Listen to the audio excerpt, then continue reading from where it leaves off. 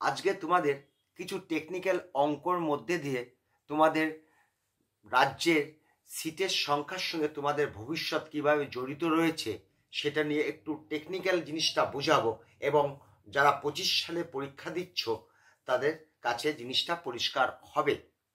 দেখো, নিট পরীক্ষা সাধারণত এক চান্সে যে চান্স পাওয়া যায় তার সংখ্যা খুবই কম।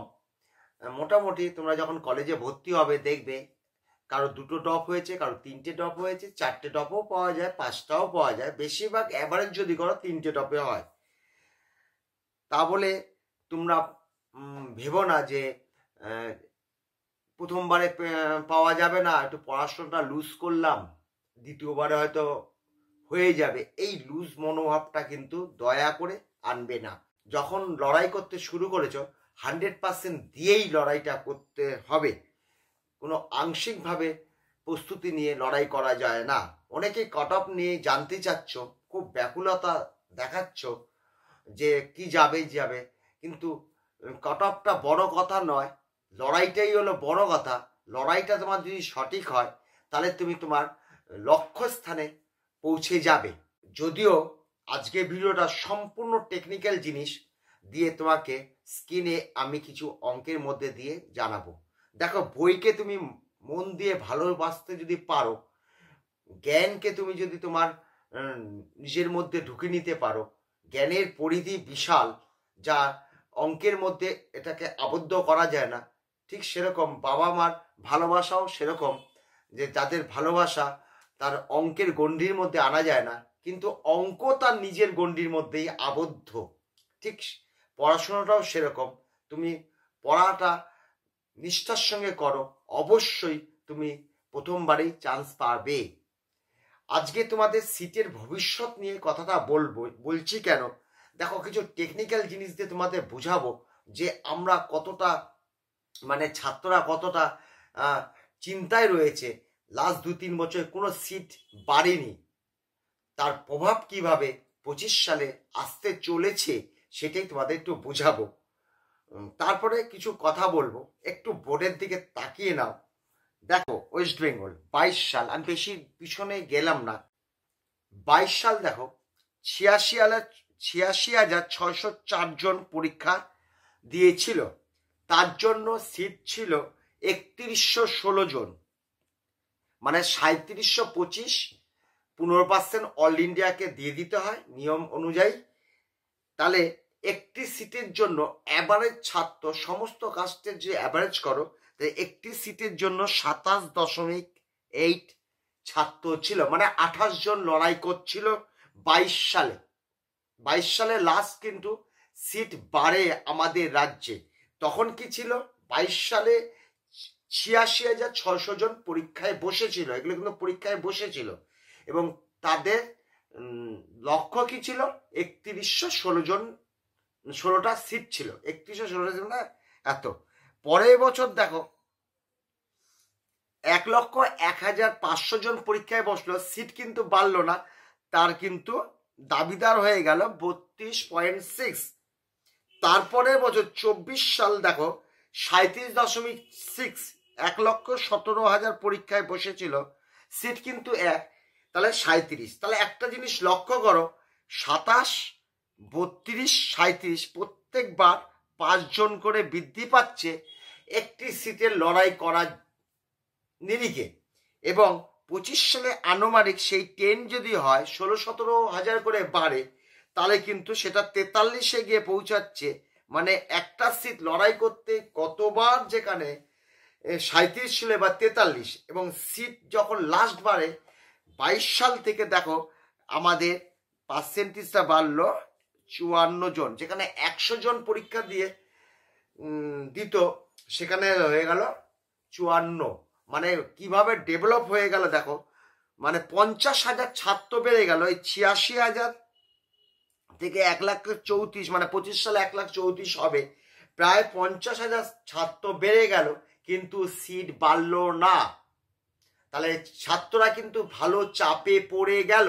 এইবার আসো, কম্পেয়ার করছি সারা ভারতবর্ষের নিরিখে।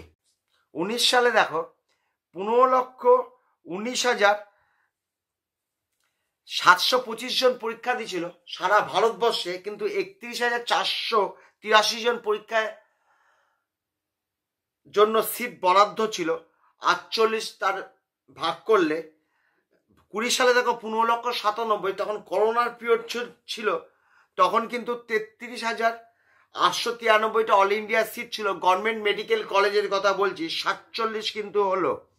21 সালে কিন্তু সিট কিন্তু বাম্পার বেড়েছিল, প্রচুর বেড়ে গেছিল অল ইন্ডিয়াতে। দেখো 16,14,000 জন পরীক্ষা দিয়েছিল, 42,222টা সিট ছিল, কিন্তু তখন 37 টাকা থাকলো একটি সিটের জন্য। এরকম করে যদি চলে আসো 24 সালে দেখো তোমার 42-এ পড়লো। একটা জিনিস দেখো, একটি সিটের জন্য অল ইন্ডিয়াতে 48টা ছাত্র লড়াই করতো 19 সালে, এবং 24 সালে এসে দেখা গেল 42টা ছাত্র লড়াই করছে একটি সিটের জন্য। অতএব অল ইন্ডিয়ায় যদি তুমি সমগ্র অল ইন্ডিয়ায় প্রত্যেকটা রাজ্যের যোগফল দেখো, প্রত্যেকটা রাজ্যের কিন্তু কম্পিটিশন কমছে, সিট কিন্তু বাড়ছে। কেননা আমি যদি বলি 19 সালে তো 48 একটা সিটের জন্য 48 জন পরীক্ষা দিয়েছে, তারপরে 47, তারপরে আসলো 38, তারপরে 22 সালে একটু 43, তারপর আবার 42। আর আমাদের দেখো জিনিসটা কি অবস্থা তো হয়েছে, মানে ওদের দিনে দিনে কমছে। আমাদের দেখো লাস্ট 3 বছরের অবস্থা দেখো, একটা সিটের জন্য 27 থেকে 43, মানে চাপ বাড়ছে। অর্থাৎ আমি এই ভিডিওটার মধ্যে দিয়ে তোমাদের ভয় পাওয়াচ্ছি না। দেখো ছাত্রের সংখ্যা বাড়লেই যে চান্স পাওয়া কঠিন হবে, এটা কিন্তু ভুল কথা। তাহলে আমি উল্টো দিক দিয়ে তোমাদের একটা হিসাব বুঝাচ্ছি। দেখো বেশি দূর যেতে হবে না, লাস্ট বছরে ধরো 24 সালটাই ধরো, সারা ভারতবর্ষে 78,600 পেয়েছিল। তারপর মোটামুটি শতকরা 3.5 জন ধরো, আমাদেরও তাই 1,17,4,000 জন, 44,600 হয়েছিল 3.5।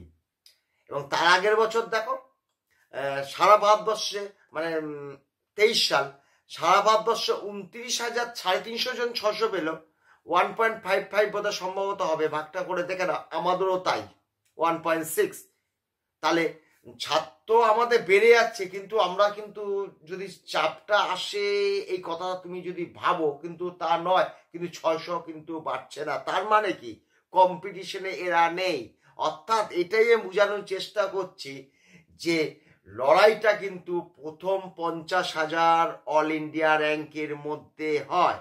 দেখো অল ইন্ডিয়ার যা 600%, আমাদেরও 600%, কিন্তু অল ইন্ডিয়ার সিট কিন্তু সিটের সঙ্গে ছাত্রের কিন্তু ওই 42 থেকে 48 সঙ্গে ঘোরাফেরা করছে, কিন্তু আমাদের দেখো 27 থেকে 43 হচ্ছে, কিন্তু আমাদের 600 তাহলে বেড়ে যাবে তো, ছাত্র সংখ্যা 1.5 গুণ হয়ে গেছে, 86 থেকে 1,34,000, কিন্তু আমাদের 600 বাড়ছে। তার মানে কি মেধা, বেশ মেধা, তুমি লড়াই করো, স্বাভাবিক কাট অফটা তুমি মাথায় রাখো, তাহলেই তুমি চান্স পেয়ে যাবে। তাহলে আমি এইটার মধ্যে দিয়ে বোঝানোর চেষ্টা করলাম, ছাত্র বেড়ে গেলে এই যে কাট অফ বেড়ে যাবে, কম্পিটিশন কঠিন হয়ে যাবে, তার কোনো মানে নেই। এইবার কিন্তু সিট বাড়ার সময় এসেছে। লাস্ট 2-3 বছরে আমরা কিন্তু সিট পাইনি, কেননা প্রতি বছর অল ইন্ডিয়াতে দেখো 22 সালে অল ইন্ডিয়াতে 43,000 সিট ছিল, সেটা 56,000 সিট হলো। 22 সালে আমরা লাস্ট বেড়েছিল, তখন ভারতবর্ষে ছিল 43,000, এখন 56,000, 13,000 সিট বেড়েছে, আমাদের রাজ্য কিছু পায়নি। এইবার কিন্তু সিট না বাড়লে একটু অসুবিধা হতে পারে। যদি তোমাদের এই টেকনিক্যাল জিনিসটা ভালো লাগে, তাহলে তোমাদের কাছে একটি মাত্র লাইক আবদার করব, আর এমন কিছু আবদার করব না। সাবস্ক্রাইব তোমার যদি প্রয়োজন মনে হয় তাহলে তুমি সাবস্ক্রাইব করবে। আজকে এটুকুনি বলে আমি ভিডিওটা শেষ করলাম।